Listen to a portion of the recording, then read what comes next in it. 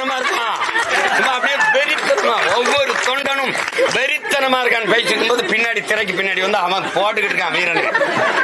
உனக்கு அனுபவா அனுபவா அனுபவா அண்ணன் அனுபவா வெறித்தனமா அப்படியே வாழையும் கரும்பே பிச்சுக்கிட்டு ஓடுவான்.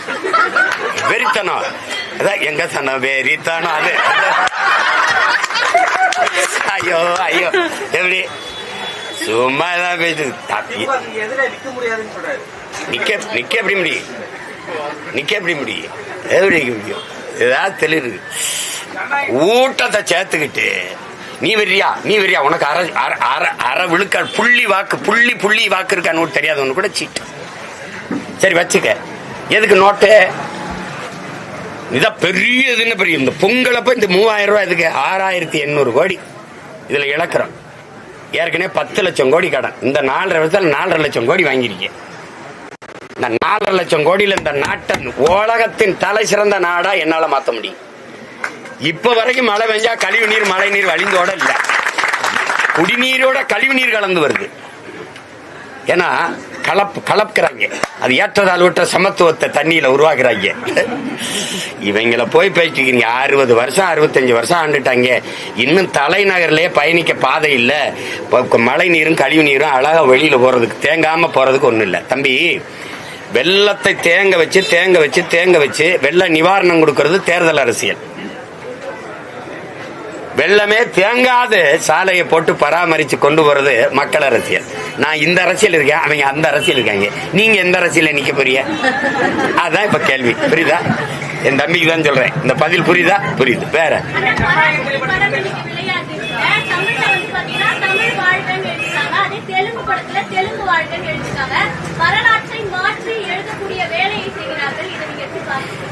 வியாபாரி என்ன செஞ்சு செய்வான்?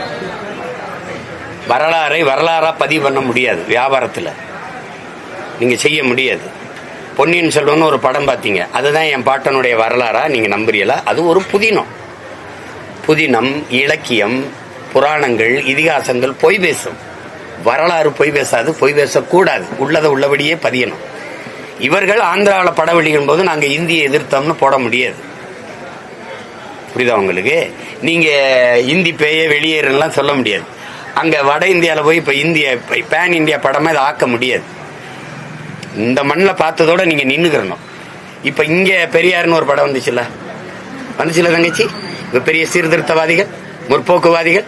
ஆந்திராவில் அந்த படம் வெளியாகும் போது ராமசாமி நாயக்கர்னு வந்துச்சா? அப்படி வந்துச்சு. எப்படி வந்துச்சு? எப்படி சேட்டை? எப்படி? ஆமா. அப்ப அதெல்லாம் அது பேசிட்டு கூடாது, அதை விட்டுறணும். இப்ப வட இந்தியாவில் போய் இந்திய எதிர்ப்பு போராடுறதுக்கான அவன் தாய்மொழி எதிர்த்து போராடின படத்தை கொண்டு அவன் வெளியிடுவானா தங்கச்சி? அதை விட்டுங்க. அது ஒரு திரைக்கலைங்கிறது இன்னைக்கு வர்த்தகம் ஆயிடுச்சு. இந்த மைக் மாதிரி ஒரு சிறந்த மைக் இல்ல, இதை வாங்கி கேளுங்க. நீங்க அங்க இருந்தாலே இங்க கேட்கணும். இப்படி பேசித்தான் விற்கணும். என்னப்பா பெரும் முதலீடு, அதுல இழப்போறாம இருக்கணும்னு நினைப்பாங்க. அதை போய் கருத்தை எடுத்துக்கிட்டு பேசிக்கொண்டு படம் தான் ஒரு பொழுதுபோக்கு வாழ்க்கையில இருக்குது.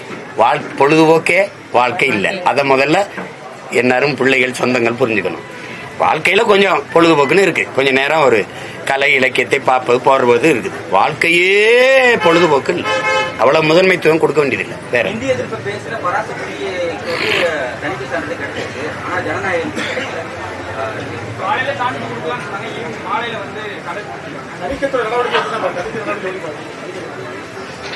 அது தெரியல. வெறுப்புக்கு இயங்கும். இப்ப நான் நடிச்ச அடங்காத என் தம்பி சண்முகம் எடுத்தா, எங்க அண்ணன் சரத்குமார், நான் என் தம்பி ஜீவபிராசு கதாநாயகனா நடிச்சாப்ல.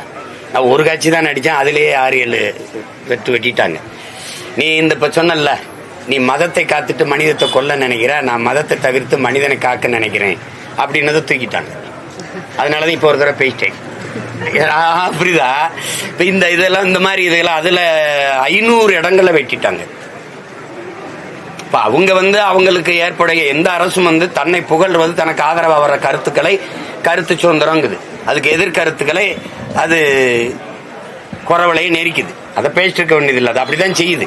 இப்ப அண்ணன் எடுத்த குற்ற பத்திரிக்கைன்னு ஒரு படம் வந்ததுல எப்படி கொதறி வந்ததுன்னு தெரியும்.